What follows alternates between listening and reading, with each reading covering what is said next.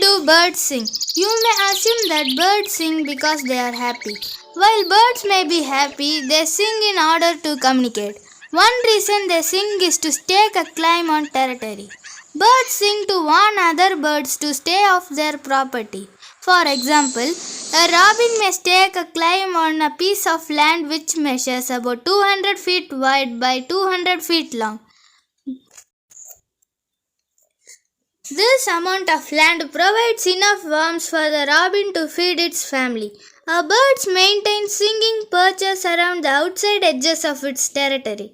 The perches are high in the trees, so other birds can see and hear it. Birds also sing to find a mate. The length of complexity of the mating song information about the fitness of the bird. Healthy birds can sing longer, more complicated songs. Birds call to one another in shorter vocalizations in order to warn of danger and to locate one another. Birds sing instinctively. Young birds learn to perfect their songs by listening to adult birds and interacting with other birds. Birds in a local area may learn variations in the basic song which help them recognize other members of their group.